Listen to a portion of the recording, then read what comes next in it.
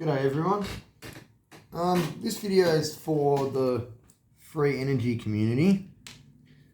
I'm going to go over this whole Captret phenomena in this video. So I want to do this all on camera. I'm going to take the label off of this capacitor to expose the shell. I'm using one of the cheap capacitors that are lying around here because I'm not going to waste all my good capacitors to explain rubbish. I'll leave a bit of the label on the bottom of it so people can see that where I put the clip is not touching one of the leads, and also you can still see the negative side because I believe everyone uses the negative side and the can. So I also have a microamp meter here that's just an analog meter movement. No digital electronics inside like a multimeter, because I know a lot of you guys in the free energy community also like to say that the multimeters screw up your results and you use analog meters, but then you use meters that are only like milliamp meters or amp meters that can't show small current flow, and then you say that there's no current flow. So I got a microamp meter. No digital electronics. You can't say when that needle moves that it's something else. I'm sure you guys will manage, but whatever. So obviously the back of that's shorted over with a piece of wire. So as the capacitor starts to charge up between the negative electrode and the case, which is going to have to form an oxide layer on itself. As it charges up to voltage, I don't want to blow the meter movement, but as it comes up, comes up to voltage and charges, the current flow will drop down, and I'll be able to take this link out, leaving that in series, displaying the current flow. Now, it's a 25 volt capacitor, and no one's going to believe that either, right? I'm going to have to prove everything. I know exactly how this community is. Don't worry. I've got no problems doing multiple videos on this. You know why? Because when I was a kid, I experimented on all the free energy stuff too. So, before I learned electronics properly, I had to fiddle around with the stuff, and I know exactly what exists and what doesn't exist. And I can tell you now, if you're talking about atmospheric energy, fair enough, that exists, but all this energy from the vacuum and bloody just cold electricity and all the stuff you guys say, oh my god. 25 volt, 47 microfarad, alright? Power supply set to 25 volts. Don't want anyone to say that they didn't see it. Alright.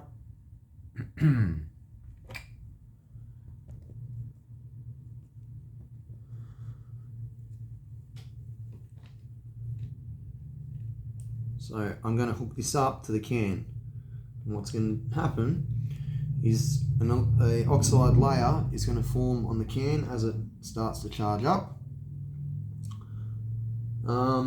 Because the thing is, the way a capacitor is made is obviously there's two electrodes rolled up with a separator, and the electrodes, when the capacitor is formed and made, have an oxide layer on them, which creates way more surface area, giving you your capacitance.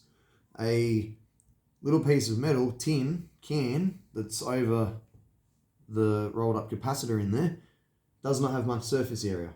But when we put current across it, it will cause an oxide layer to form on it, which will give it more surface area and allow more current to flow. It's also going to make the capacitor very leaky, because you're going to have a negative electrode with a whole lot of oxide growing in between it and a piece of tin. Anyway, I don't want to blow my meter. I really don't know how much current's going to flow, and I haven't waited that long yet. So, well, there you go. Look. So you can clearly see there's 6 or 7 microamps flowing between the negative electrode and the case. Right? So if you keep putting them in series like this and run them off a battery or a capacitor and then get current or voltage or LED or something to light up on the other side, it's because current is flowing through it. Alright, you can see it's in series with a power source. There is current flowing through it. I'll even do this. I'll put this back. Alright. And we'll go to our positive. And I'll put the negative on the case. And I'll let it charge up. We'll wait a little bit. And you'll see the same thing.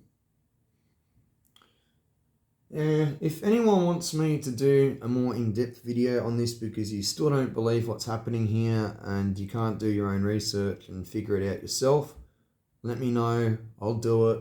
If I have to build the entire Captret circuit made out of 1, 2, 3, 4 capacitors and you know, put current meters between the whole lot just to prove it to you, I'll do it. I don't care. If you want me to run an LED off of it and put a current meter in between it and each capacitor and the first capacitor or battery, I'll do it. Alright, I'll prove it. I don't care. But you're not going to sit there. Wow.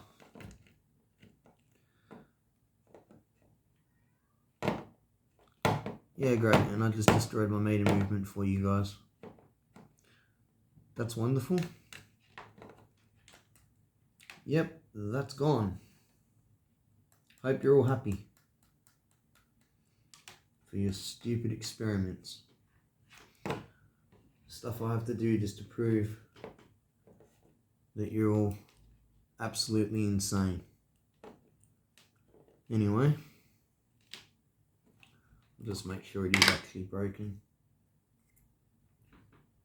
Yep, it appears to be.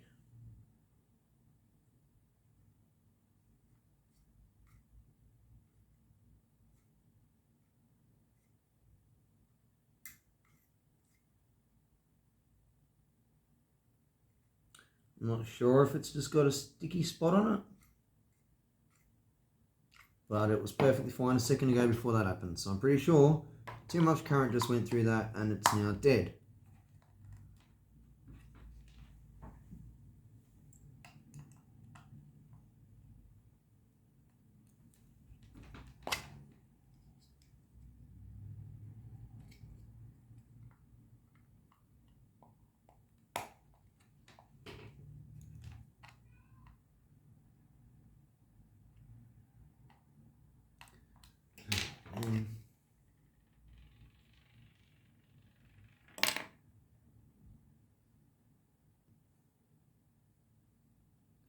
Yeah, no, that's burnt out. Gonski. So I won't be doing any more measurements with that meter to prove your crazy theories. There you go, you can still see this current flowing through it even when it's busted. If that's not proof, I don't know what is. I'm ending the video. Hope you enjoyed it. Hope you now believe that current can flow through a capacitor. It's not free energy.